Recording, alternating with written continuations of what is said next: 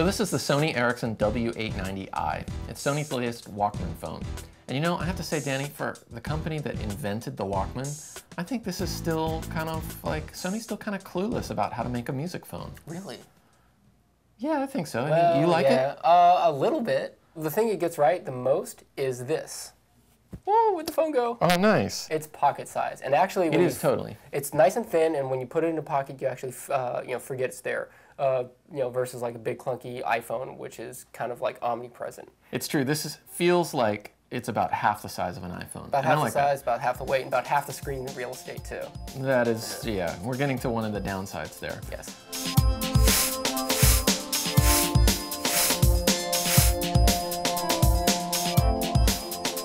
I have to say though that as a media player, the controls just don't feel that intuitive to me. I mean, I feel like, okay, I know there are these controls here, but they sort of do dual purpose as media and phone controls. But I don't know, the buttons still feel a little tiny to me. It's too easy to press other stuff. They are a little tiny. They are a little tiny, but what Sony Ericsson does is they kind of cheat a little bit when they bring up the media player. Great interface. Yeah. See? You can see, yeah. My point exactly. They have like a little cheat sheet right there for what buttons correspond to what media controls. That's a problem right there, because if you have to show a little picture of the controls here to explain what those controls are for, that's a sign of an interface failure in my book. Oh yeah? Well. Hey, is that Beck? It is Beck! Pop rock superstar Beck. It has a pretty good speaker, I'll give it that. I mean, you know, typical small phone speaker, it sounds really trebly and tinny, but you can definitely tell what the music is. You can hear the sounds well enough to hear the words. There's no bass to speak of, but that's fine if you just want to play a little snippet of a song with your friends. Yeah. Let's talk about another thing, which is this little port here. That's a headphone port. That is not a standard headphone jack. No, that's some crazy Sony Ericsson proprietary thing, and I am not a fan of that. I'm not a fan of that either. That was very annoying because, you know, I have like some pretty good headphones, and you have to get a special headphone adapter to plug it into this phone.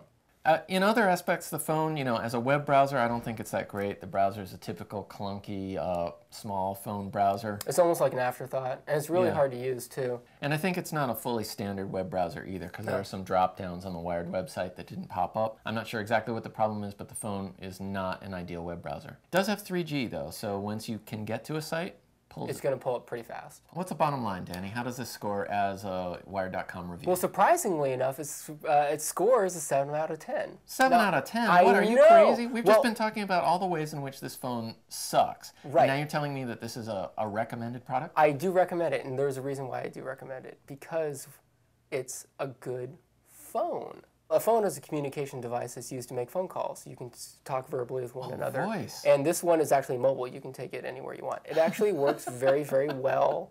Calling people up, the voice quality was crystal clear. A lot better than many other phones we've tested out. And then the fact that it's so small and so easy to port around makes it, you know, an ideal companion.